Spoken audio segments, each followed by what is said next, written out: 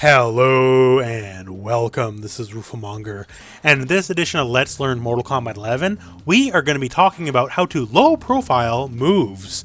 Now this concept exists outside of Mortal Kombat 11, but if you don't know what's up or if you don't know a lot of the more advanced ways around it or a lot of the thought process behind it, this will apply to a lot of other fighting games, so what you learn here will be very applicable in the future. So hey, let's just show a quick example and then let's go into the concept. So we got Frost here, and she's going to be doing her ice shots. Now, as you're probably aware, these are highs, so you can go under them just by neutral ducking. So, that's all you really got to do, right? But the thing is, if you just neutral duck, you don't really get much opportunity to strike back, right? You kind of neutral ducked it, and that's all there is to say on the matter. But what if we could flip the tables? So if I try to shoot back here, yeah, we'll trade, and hers does a little bit more damage in the end, so it's not necessarily an awesome trade for me, right? But let's do it this way where I'll low profile and it'll be all me. So right there, I use Scarlet's Blood Trail move here. This move here, Blood Trail, on top of the projectile itself hitting low, which is, interesting enough, right? It actually moves her downwards, like she goes down to the ground. So in this specific situation here, I can still hit her just fine and defend myself like I was crouching, but I still get some offense in. This is, in essence, low profiling the attack. And in essence, that's a lot of it right there, where I'm keeping myself in a defensive position because I'm lowering myself to the ground, hence the low profile, and still being able to get something out of it. Now, there's a lot more layers to it than just that, so let's go over a few more. Now, let's take another look at this in another example. So, newcomer RoboCop, in one of his variations, he has a very annoying gunshot. To say the least. It's a true mid, meaning, so you can't duck under it. Many fireballs in this game, you get to duck under pretty as you please. And this, no dice. You either gotta block it, or you gotta jump over it.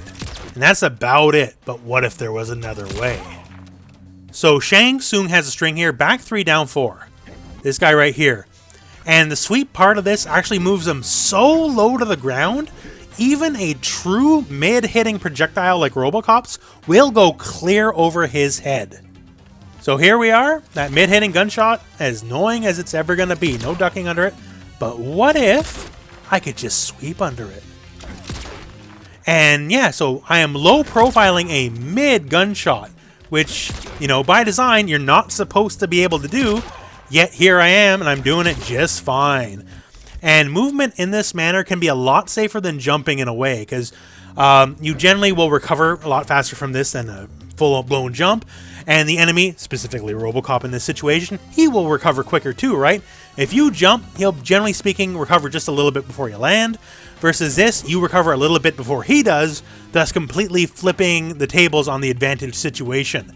So on top of just being neat that he can go under it, it also is advantageous for you to do exactly this, because on top of you calling him out, you recover just a little bit quicker. You can be in his face just a little bit quicker for, him doing the gunshot. And just everything works out very well for you. Now, this is obviously specifically Shang Tsung, unique example, right? Not everyone can do this. But a lot of characters, either their sweeps or down 3s, down 4s, that kind of stuff, it moves their body much lower to the ground than usual. In the case of Shang Tsung's D4 here, also the same deal. He can go right under the mid gunshot, right? So not every character can do this, but play around. Sweeps, down 4s, down 3s, that kind of stuff. A lot of them have this kind of property where they can go under even stuff you're not supposed to be able to go under. Now let's take it to another layer. Let's take it towards wake-up attacks. So we have Jade and Noob Saibot here. So Jade's going to be our dummy here, and she's going to do wake up 3 here, right? And wake up 3s, well, they're invincible. So if I try to smack her out of it, I'm going to get smacked. And of course, it's a mid, so no neutral ducking under it. But hey, let's find a way. So in this specific scenario here, we're going to use Noob Saibot's down 3. And as you can see, he's pretty low to the ground. He's pretty low to the ground. Like, it's much lower than just even his regular neutral stance, right? And what happens? We use that against that wake up 3. Well, hey, there you go. That's in a nutshell, isn't it? So he is so low to the ground, he cannot even be hit by the mid wake up attack, and he basically gets the punish. So now say she's going to wake up 2 instead, right? So now that we know we can safely low profile the wake up 3, which is invincible, we can now just safely kind of just do down 3 on our wake up. Like, we don't have to be scared of the wake up 2, because wake up 2s are not invincible against ground strikes. So now if she does wake up 2 or wake up 3, it doesn't really matter, as either way, the down 3 for us as Noob Saibot will win out. And of course, once we know you're going to be whiffing your attack here, we can just go right for a punish, right? So now all of a sudden in this specific scenario, with this knowledge in mind, in this very specific matchup, we now know we can kind of go after Jade with some manner of impunity on wake up. Because she can't hit us with her up 2, because down 3 will stuff it. And she can't wake up 3, because we'll go on her and we get a punish. So either way, we kind of get the bully her on a wake up. Now this is, once again, very character-specific interactions, this specific move against that specific wake-up, but it goes to show you the power of the low profile can drastically change the outcome of this match. This concept matters for a lot. It's also why certain uppercuts are better than other uppercuts. Now, if you played any amount of MK11, you probably know, like, Collector's uppercut famously is a bit better than everyone else's, right? Now, why is that? Because his profile is lower to the ground than everyone else when they're doing uppercuts. A lot of people, they stand all the way up first and then do their uppercut. He does his uppercut while he's rising versus rising first and then doing it. So even in this same scenario, because his profile is lower to the ground, that's exactly why his uppercut is better than a lot of other characters. But yeah, I hope this helps you understand the concept of low profiles and why it's so important, because it can really define matchups and can really define just everything. Like, we got this 2 characters here for an example here. So Sub-Zero, like half the Sub-Zero game plan throwing the ice ball is he doesn't really care if he gets hit along the way, right? Like if he gets hit along the way, whatever, you're still frozen, he's still going to combo out. However, for Sindel version 3, we have her fireball that goes low to the ground, right?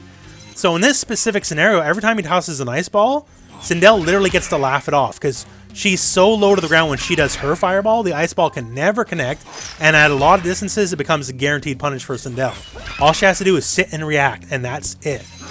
And that makes the low profile, you know, a matchup defining trait, because now Sub-Zero can't just toss random ice balls, or he's going to get blown up for it. And, you know, Sub-Zero, that's exactly the opposite of what he wants. So keeping your head low to the ground is an incredibly important concept for all sorts of play, all sorts of counterplay, and everything in between. So that is low profiling in a nutshell. This is the basics. There are so many specific examples character to character in this game. I definitely don't know them all myself, right? I'm just showing you a handful of examples that I personally know of, and there are so many more out there waiting for you at home to find.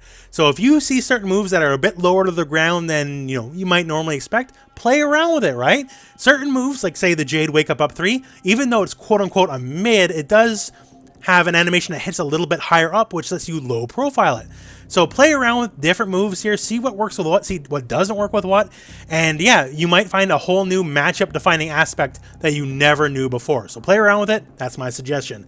And at this point I'm rambling a little bit, so hey, thank you very much for watching. Hope this video has found you well. Go out and play some Mortal Kombat.